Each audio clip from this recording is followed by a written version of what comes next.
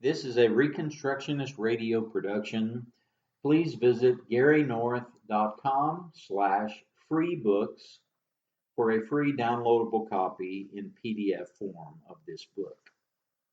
Productive Christians in an Age of Guilt Manipulators, a Biblical Response to Ronald J. Sider by David Chilton, published by Institute for Christian Economics, Tyler, Texas, copyright 1981.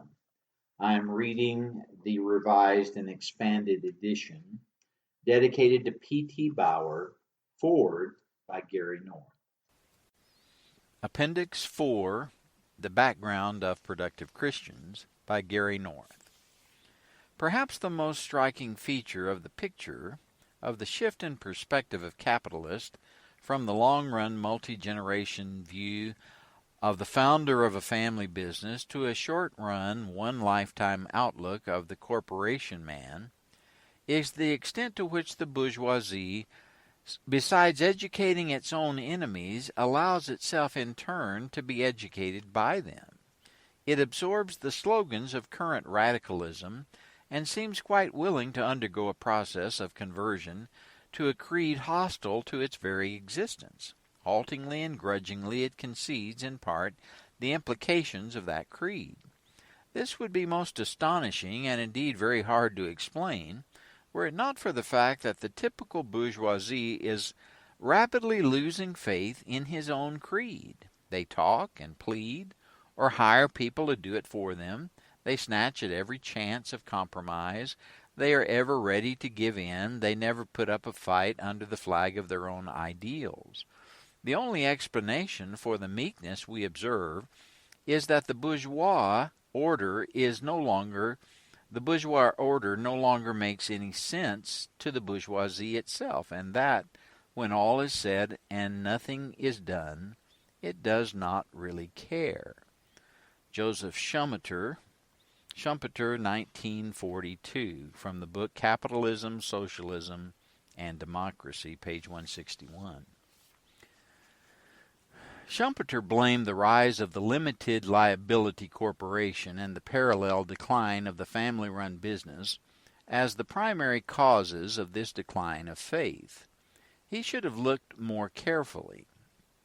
The decline of faith in a providential world run by a personal God was equally responsible. The rise of Darwinism, with its world devoid of cosmic purpose, undercut Christian civilization in Protestant nations, where Darwinism became the ruling idea by 1900 among intellectuals. Also, he should have recognized the two-pronged attack by Darwinism on the idea of God's providence. The first prong was its denial of planning and design in the advent of our world, its assertion of cosmic impersonalism. The second prong was visible from the beginning of Darwinism, the assertion of a new sovereignty, a new source of cosmic purpose, man the next predestinator, and more specifically, man's agent of predestination, the planning state. The humanists long ago abandoned faith in any version of the doctrine of creation by God. They captured the institutions of higher learning very early in this battle for the minds of men. Thus, as Christian denominations and Christian colleges began to seek academic respectability, they made it a requirement that their professors, and in some cases candidates for admission to theological seminaries, earn academic degrees from these humanistic institutions. It was as if Martin Luther had required all candidates for the Protestant ministry to earn advanced degrees in Roman Catholic universities before becoming ordained. Can you imagine the Apostle Paul requiring that all candidates for a preaching ministry first attend Athens University for their bachelor degrees and then journey to Pharisee Theological Seminary in Jerusalem for advanced training? Yet this is precisely what modern denominations frequently require, and virtually all Christian colleges and universities, so-called, do the same. They demand academic certification by Satan's institutions. To say that Christians suffer from a crippling academic inferiority complex is putting it mildly. The result has been universally the teaching of Darwinism in seminary and Christian college classrooms. Sometimes this has been blatant, as in the case of the prestige divinity schools associated with humanistic major universities, the big-name schools that our little backwater Christian seminaries love to send their young men to, and then bring them back to teach all nicely certified. You can almost hear the president of the denominational college or seminary introducing Professor Smith to some high-rolling donor. Yes, sir, Dr. Smith here went to Harvard Divinity School and actually survived with his faith intact. But he didn't survive with his faith intact, and neither will his students at Laodicea Theological Seminary. The Darwinism he teaches will be warmed over Darwinism, debased, inconsistent Darwinism from the point of view of the prestige humanistic schools of higher learning, but Darwinism nonetheless. His version may be called liberation theology. It may be called socially concerned Christianity. It may not be tinged with outright Marxism, but it will be Darwinism, faith in the predestinating state. The Sider phenomenon. In seminary after seminary, Dr. Ronald Sider is being invited to preach or pitch his version of the predestinating state. He is being received enthusiastically in much the same way that Father Groppi, the now defrocked Roman Catholic priest who at last report in 1980 was a bus driver in Milwaukee, was received on Christian college campuses in the late 1960s. Groppi was a master guilt manipulator with a turnaround collar, a radical proponent of race war and revolution who was defrocked by the Roman Catholic Church only when he decided to get married. The Church's hierarchy tolerated his economics and political theory, but marriage was just a bit too much. His appearances were always marked by wildly enthusiastic crowds at Protestant and state-supported colleges. Why did this Roman Catholic verbal revolutionary receive warm welcomes by Protestant faculty members and humanist faculty members? Because Groppi was preaching a popular brand of humanism in 1969 and 70, the pre-Kent state humanism of college radicalism without personal risk, which his listeners shared. The confrontation between the National Guard and the students at Kent State University in Ohio ended the college violence of the 1964-70 era, as an old-time New Deal liberal college classmate of mine predicted it would the week of the shootings. Too risky for them now, he said. They might get their ... shot off. The following semester, all over the world, campus violence ceased, and a decade and a half later it is still quiet on the college campuses. The market for soft-core radicalism revived on the Christian college circuit in the late 1970s. There was a real need for a quiet, self-effacing, kindly preacher of class conflict and socialist wealth redistribution. The schools are still staffed with Darwinists, and their faith is still intact. They trust the predestinating state, not the free market economy, but they needed a spokesman who was uniquely gifted to sell the ideological product on the post-Kent State campus. Where there is demand, the free market will eventually respond. The market produced the supply. Dr. Sider. Rich Christians in an Age of Hunger is only one of a series of books designed to call into question the ability of free market institutions, coupled with Christian charity, to achieve the economic goals of the kingdom of God. The Christian Reformed Church's Task Force on World Hunger released its report, and he had compassion on them, the Christian and World Hunger, 1978. Its thesis is as bad as its cover's typography. Not enough capital letters and not enough capitalism. World Vision produced Stanley Mooneyham's What Do You Say to a Hungry World, 1975. What You Say is what David Chilton's book is all about. But by far, Rich Christians is the most influential of these books. It was co-published by InterVarsity Press, the neo-evangelical Protestant publishing house, which sells especially to Christian students, and the Paulist Press, a liberal Roman Catholic publishing house. The ecumenical impulse that was present in Father Grappi's interdenominational rallies for masochistic Caucasians is with us still.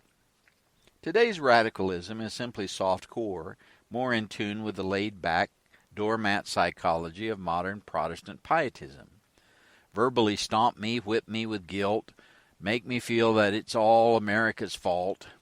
I'll even send you money just as soon as Dad sends me my check for the next semester. Sadly, Dad will indeed send him the money, as dads have been doing since the days of Aristophanes, the Greek playwright of the 4th century B.C., who wrote a satire on the relationship between a father and his son, who was attending the school of Socrates in his play Clouds. Rushdoony is correct. What we face is the politics of guilt and pity. The North Cider debate. No comprehensive criticism of Rich Christians appeared from 1977 until the publication of the first edition of this book. In fact, I am unaware of any published criticism of the book prior to 1981. This indicates just how intellectually bankrupt the supposed defenders of Christian orthodoxy really are. They were unable or unwilling to challenge either his theology or his economics. More than this, the students and faculties of Christian colleges and seminaries actively recruited Cider to speak. This even included the bastions of Calvinistic scholarship, Westminster Theological Seminary in Philadelphia, my old alma mater, and Reformed Theological Seminary in Jackson, Mississippi, which Chilton attended. These schools are rapidly abandoning their commitment to traditional Calvinism and are becoming neo-evangelical in social and political perspective. The fact that the conservative financial supporters of both schools refuse to pull the plug in protest, the only kind of protest that seminary presidents respect or respond to, testifies to the applicability of Schumpeter's analysis to the bourgeois Christian world, and not merely to the bourgeois business world. In October 1980, Scott Hahn, a student at the Gordon Conwell School of Theology in South Hamilton, Massachusetts, phoned me. He had the responsibility as a member of a student committee in charge of scheduling academic programs to bring speakers to the campus. He asked me if I would come to speak. I declined. He offered an honorarium. I still declined. My time schedule was simply too jammed up. I was about to tell him that the only way he could get me to come to Massachusetts to speak to a group of students was to offer me an opportunity to debate Ron Cider, when he told me that he was inviting me to come to debate Ron Cider. At that point, I not only agreed, I said I would do it without any honorarium. Now, my idea of the goal of this debate was to win. It was not to be a friendly exercise. Ron Cider's theology and economics, if accepted by the educated elite of Christians, let alone a majority, will reinforce the forces of domestic and international socialism that are threatening the survival of the West, the conflict that Solzhenitsyn has said the West is rapidly losing. Thus, my debate with Ron Cider represented a clash between two incompatible theories of civilization, one based on personal responsibility, self-discipline, voluntary economic exchange, and biblical law, versus another which is based on statism, political centralization, and theft by majority vote. This would be no sharing of ideas between Christians. This was and is all-out intellectual and theological warfare. It is the latest round in a war that has been going on since 1525, when Martin Luther attacked the savagery of the revolutionary Anabaptist. I see myself as a neo-Puritan, and Sider is forthrightly an Anabaptist. I wrote my doctoral dissertation on the economic thought of the New England Puritans, and he wrote his on an aspect of Anabaptist history. The Anabaptist, Baptize Again movement, was an early offshoot of the Protestant Reformation. They did not baptize infants, and they required rebaptism to join their congregations. There are two traditions in the history of the Anabaptist movement. The first is one of revolution, communism, and violence. The second is pacifist, communalist, and pietist. The second tradition is more familiar to us since it is represented by the Mennonites and the Amish, who seem somewhat quaint, posing no threat to society. But the earlier Anabaptists were anything but quaint. They were mass murderers. From 1520 to 1535, in what is now Germany, hordes of them challenged the civil order, and they began a revolution. Jan Bokelson, John of Leyden, a 26-year-old tailor, and John Mathis, a baker, led a proletarian revolution in the city of Münster in Westphalia, which they captured in 1533. The intensity of the revolution grew. Communal property was imposed. Then a new Zion was announced by the prophet John Leyden, who then became the king. He established polygamy, selecting several wives for himself. The churches were burned. Leyden established a reign of terror. He announced, "Impiety prevails everywhere.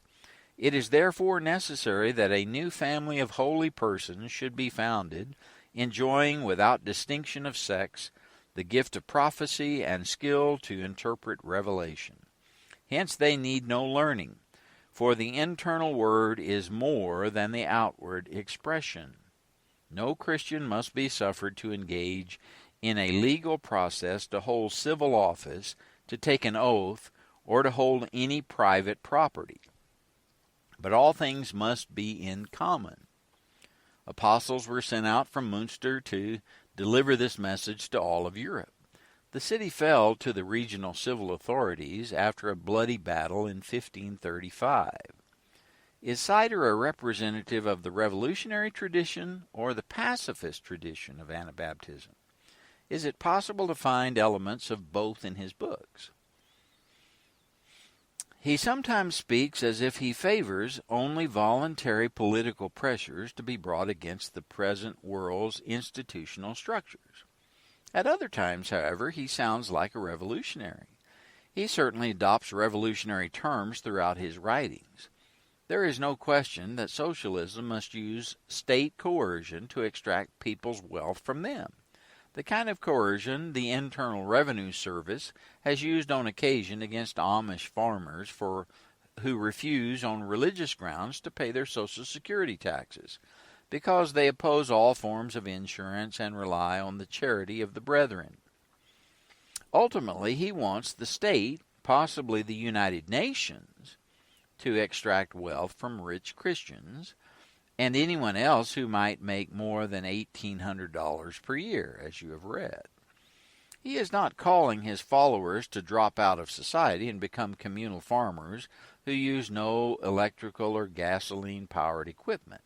He is not calling them to join him in the Amish country of Pennsylvania for a life of hard labor in the fields. His listeners read books and pamphlets. They are not people who expect to get their hands dirty. The chosen topic for my debate with Sider was not resolved that Christians should let the world take care of itself while we depart to our simple agricultural lifestyles in peace. The debate topic was resolved: Christians have an obligation to the poor. The question really was confiscatory taxes or the tithe.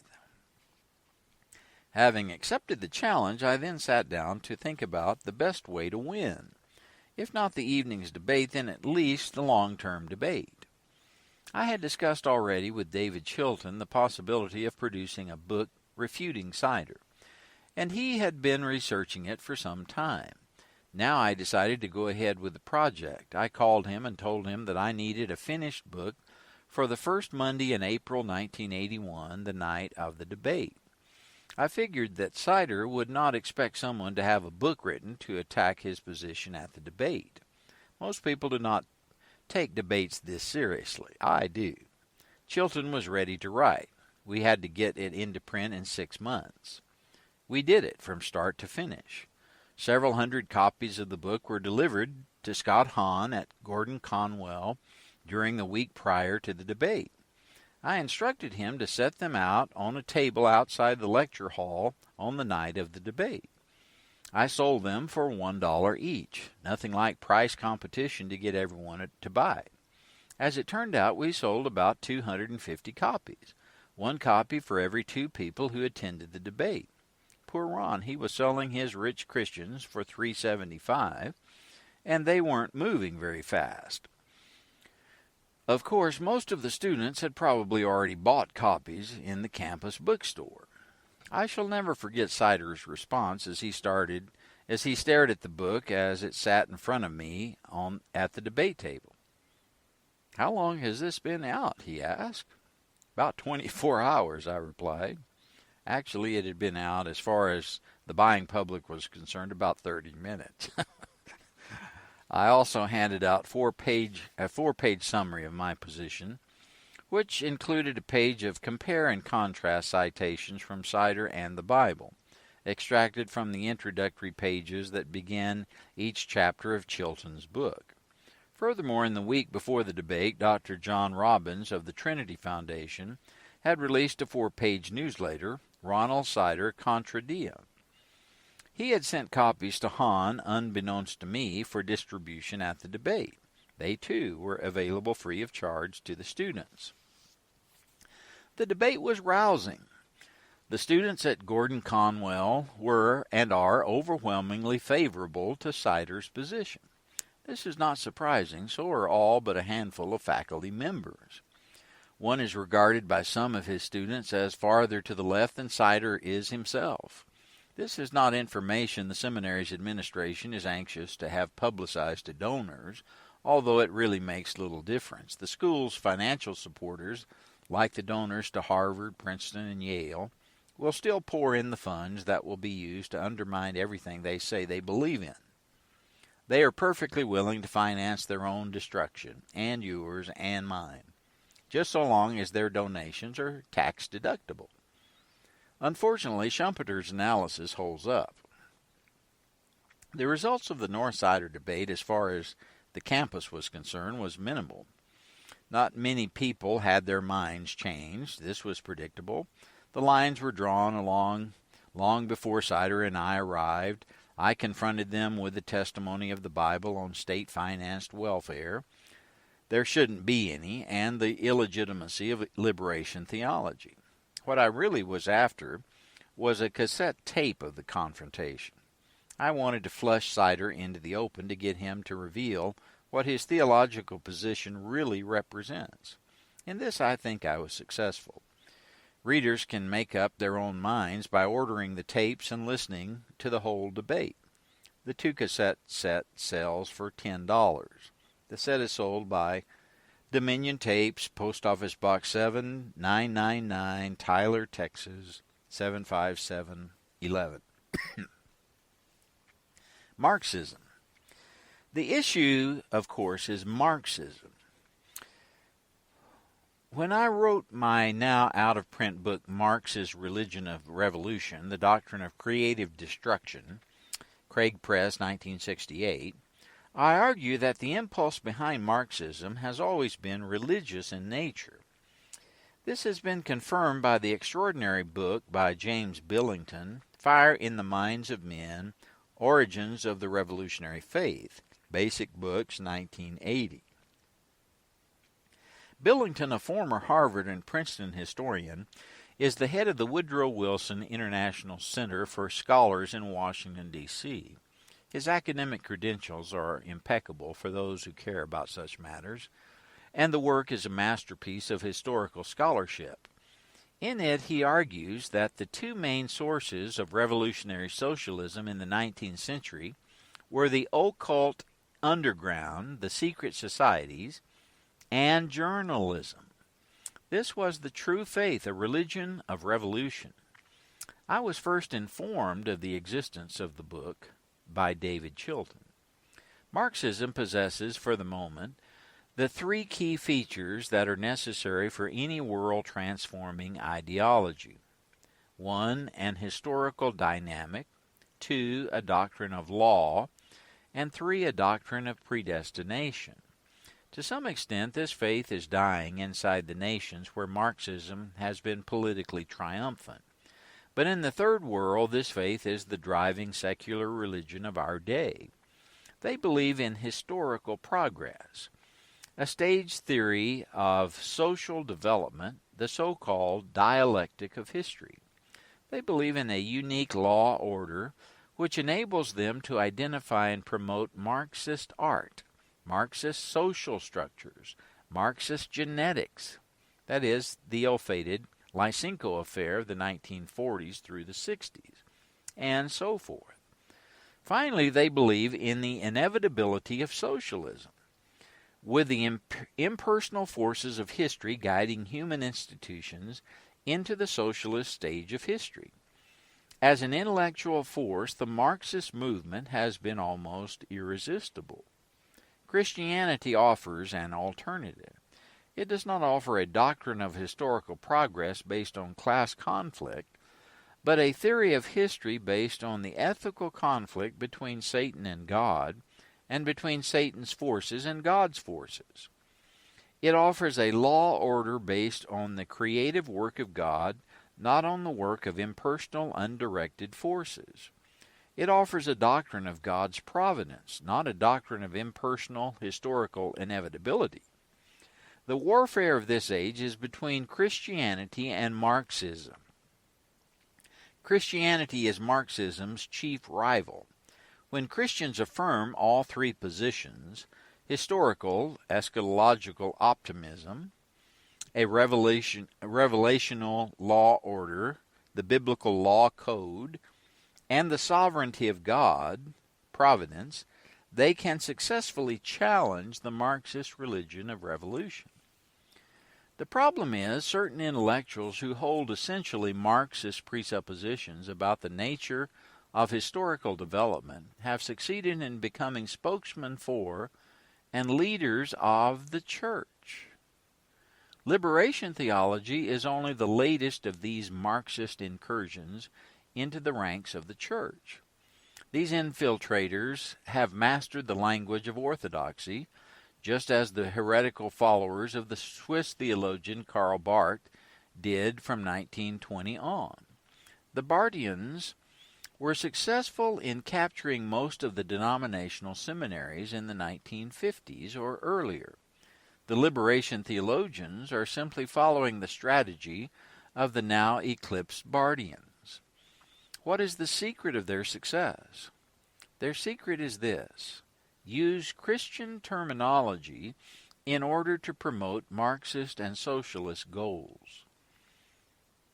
These infiltrators assume that the faithful few will still send their money to the seminaries, church boards, and the mission fields will never know the difference. Sadly, they have assumed correctly so far. This is not to say that Ronald Sider is a Marxist. It is also not to say that he isn't. That is for him to say, or should he be somewhat reticent to say, then it is for the reader to determine after a careful examination of Sider's writings. The problem is, as Chilton's book demonstrates, Sider's language is suspiciously vague at key points.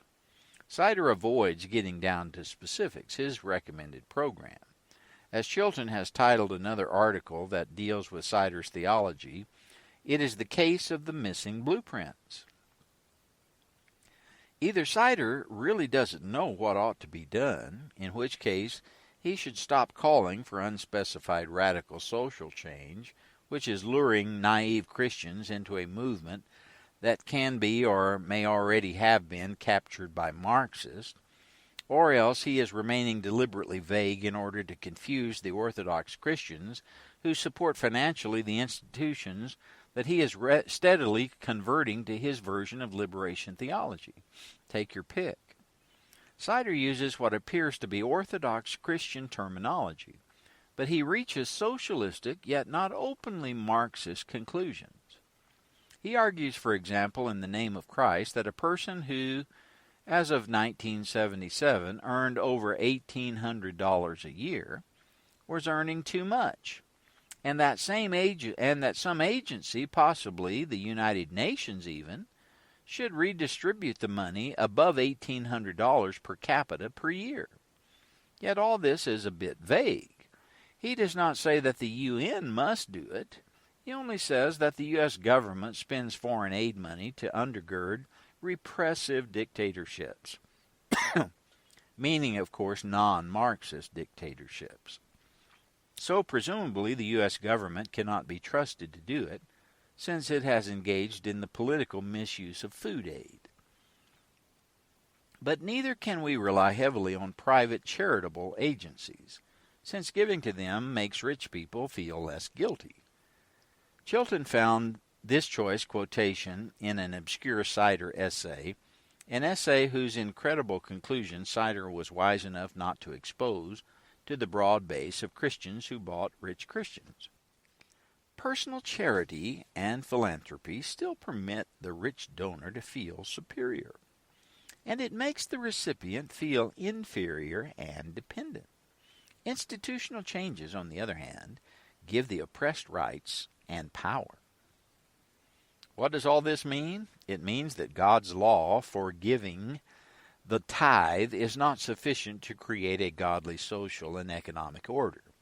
As you will understand after reading Sider's books, or after reading this book, or after listening to the tapes of the debate, Ronald Sider does not have a lot of faith in biblical law. Unfortunately, he shares this opinion with the overwhelming majority of those who call themselves Christians today. Thus, Christians in positions of leadership have been unsuccessful in refuting Sider's position. How could they hope to refute him? They share too many of his presuppositions. Even the chaplain of the United States Senate, Dr. Richard Halverson, has assigned rich Christians in an age of hunger to his church's officers. Ron Sider is a very influential man. This is why I decided to have the Institute for Christian Economics finance the writing and publication of this book. The absurdities from the point of view of both the Bible and economics of rich Christians in an age of hunger had to be exposed. Chilton's style. If something is ridiculous, it deserves ridicule. This was the opinion of Augustine with respect to those who reject the idea of the recent creation of the earth. For as it is not yet 6,000 years since the first man, who is called Adam, are not those to be ridiculed rather than refuted, who try to persuade us of anything regarding a space of time so different from and contrary to the ascertained truth? Today it is those who proclaim the six-day creation position who receive ridicule, not infrequently from those within the church who have compromised with the Darwinian time scale. But Augustine's point is well taken. There comes a time for using ridicule, or even better, a bit of satirical humor. The trouble is, the intellectuals who have adopted at least a working relationship with the cosmologies of humanism resent satire, not to mention ridicule, when it is used by Orthodox Christians against those who proclaim the ridiculous in the name of Christ. The intellectual allies of the compromising Christians, as far as the compromisers are concerned, are the humanists who proclaim socialism, New Deal, Marxist, Third World, or whichever variety is popular on campus, and not the Orthodox Christians who proclaim biblical law. These intellectual and theological compromisers review the books in the major journals of Christian intellectual opinion. This is the reason why Chilton's book has drawn so much fire from the compromising critics. He uses a rapier wit to good effect. But this is considered un-Christian. The critics forget that it was Christ who called the Pharisees sons of their father the devil, John 8:44. They forget that Peter publicly condemned Simon the sorcerer, who had made a profession of faith and had been baptized. Acts 8:9-24. As he said to Simon, "Thy heart is not right in the sight of God." 8:21b. Christians who have agreed with many of the socialist recommendations that are found in Sider's works may be tempted to ignore the biblical critique Chilton offers because they think Chilton's style is unfair. It does not matter what Chilton's style is, if his criticisms are accurate. Those who have followed Sider in error are morally required to repent, whether or not Chilton's style is fair. And if they do not repent, then they are hypocrites, because it is not Chilton's style that offends them, it is his conclusions. His style may serve as a convenient excuse. The real reason for not accepting his conclusions has to do with the substance of his critique. I wrote a letter in InterVarsity Press offering to co-publish Chilton's book with them, since they had co-published Sider's book with the Paulist Press. I received a reply on letterhead stationery from the editor, James W. Sire, dated August 26, 1981. His reply is indicative of the problem. His firm has made the book available to tens of thousands of students. InterVarsity has corrupted, no softer term will suffice, a generation of Christian youth. But he was not interested in offering these people the only book-length alternative presently available. Why not? The issue, he says, has nothing to do with economic theory. It has nothing to do with truth or falsehood of theology. No, indeed, the issue is style. It is strictly a matter of good taste. While I have not finished reading the book, Chilton's, in its entirety, I have familiarized myself with it sufficiently to realize that it is not a book which we feel we should co-publish with you. In addition to the detailed analysis of rich Christians in an age of hunger, which one could consider a tribute to the author and the publisher of the original work, I find the tone of the presentation rather more offensive than necessary. While Chilton occasionally says that he really isn't against Sider qua Ronald Sider, the tone belies him. It is one thing to disagree with another Christian on economic theory, or even theology for that matter. It is quite another to turn the disagreement into personal attack. The editor thinks Chilton's response is a tribute to Sider and InterVarsity Press. Would he also regard Peter's condemnation of Simon the sorcerer as a tribute to Simon and the dark one who had supplied him with his occult power? Should we regard Solzhenitsyn's Gulag Archipelago as a tribute to Lenin, Stalin, and the terrorists who made the Gulag a reality? Does every book that ever draws a published criticism from an Orthodox Christian automatically gain a tribute from its critic? Does the editor really believe this? If not, then he must be playing with words. He must be in basic agreement with Sider's conclusions. I regard Chilton's book as a testimony, not a tribute, to the suicidal intellectuals who write socialist books in the name of Christianity and who get a major campus evangelical organization like InterVarsity Press to put its Protestant imprimatur on it. I also regard Chilton's book as a testimony to the suicidal, naive donors, in some cases professionally naive, to InterVarsity and to the Christian colleges and seminaries that promote Sider's books in the classrooms. They will answer for much on the day of judgment. Conclusion. We are at war. War. If Schumacher was completely correct, then the socialists are going to win it. But he was not a Christian, and he did not understand the underlying nature of the struggle between capitalism and socialism. The underlying struggle is between the kingdom of God and the society of Satan. Satan is going to lose, despite Soviet missiles, Cuban surrogate troops, liberation theology, Ronald Sider, and InterVarsity Press. Then we will have that most godly economic arrangements, rich Christians in an age of hungry socialists. To some extent, that is what we have today, which is why our domestic socialists in high positions continue to send them food that has been paid for with the tax dollars of Christians. Why then does Sider call for even more economic aid to the enemies of God? And why do so many of America's Christian intellectuals agree with him?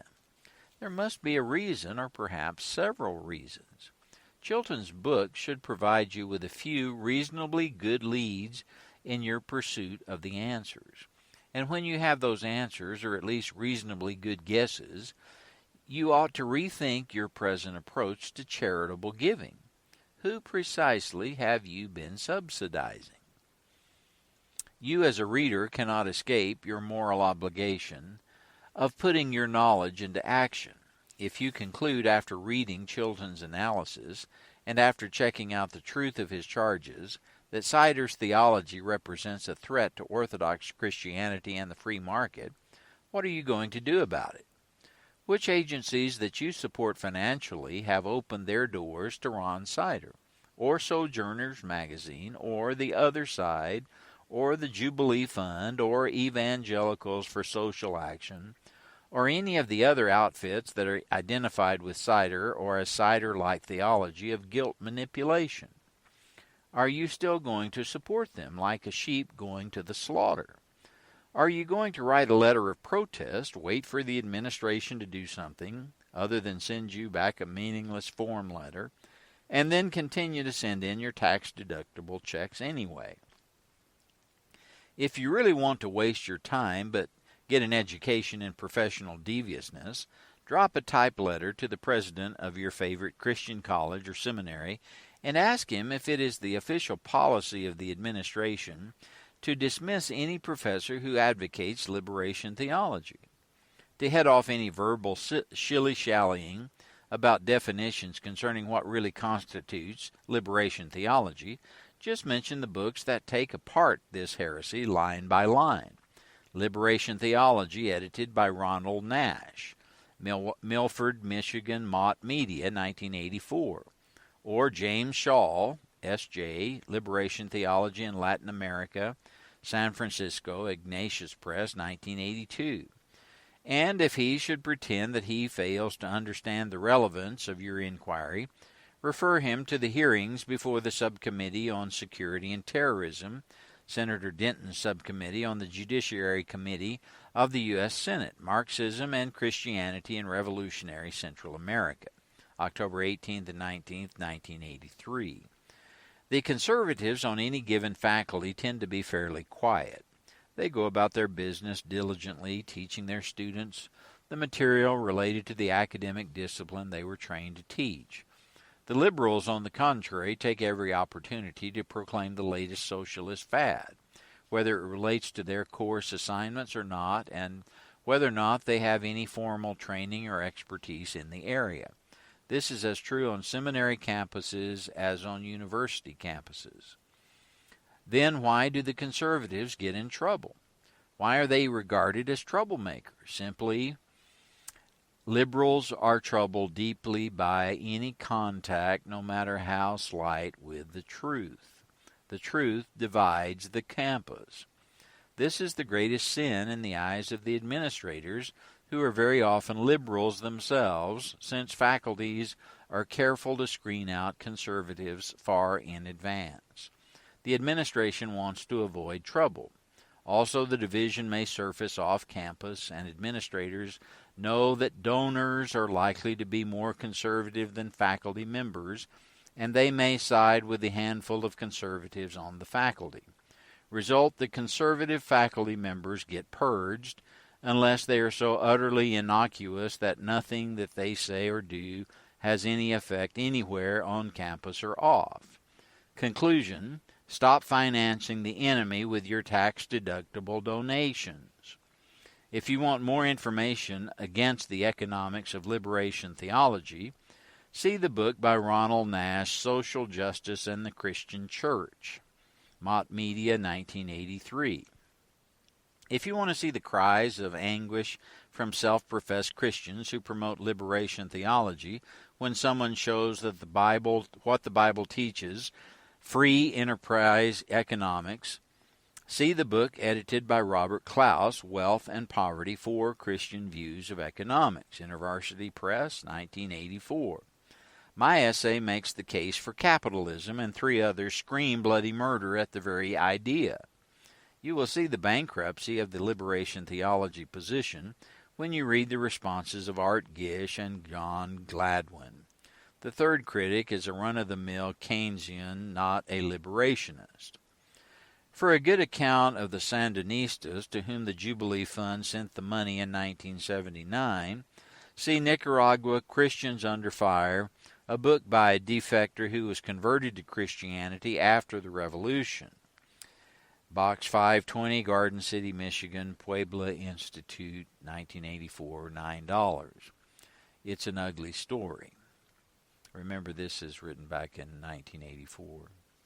And if you really want to cause problems for campus liberals and humanists, get a copy of my book, 75 Bible Questions Your Instructors Pray You Won't Ask. The ICE will work with you to send as many copies as you want to students at any Christian college in America at a very cheap rate per student. For information on this program of student education, write 75 Questions Project, Institute for Christian Economics, P.O. Box 8000, Tyler, Texas 75711.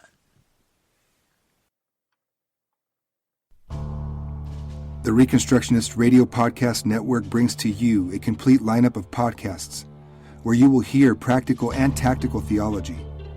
Our desire is not simply that you consume our shows, but that you also live out your faith in every area of life. We can talk all day long about these things, but if we fail to put them into practice, then we fail as ambassadors of Jesus Christ our King. Subscribe now to your favorite Reconstructionist Radio Podcast Network shows, or you can subscribe to the Reconstructionist Radio Master Feed, where all of the content we produce, including the audiobooks and audio articles, will pop up as soon as they are available. And don't forget to visit ReconstructionistRadio.com to volunteer as a narrator or to partner with this ministry financially. May the Holy Spirit stir you into action for Christ and His kingdom.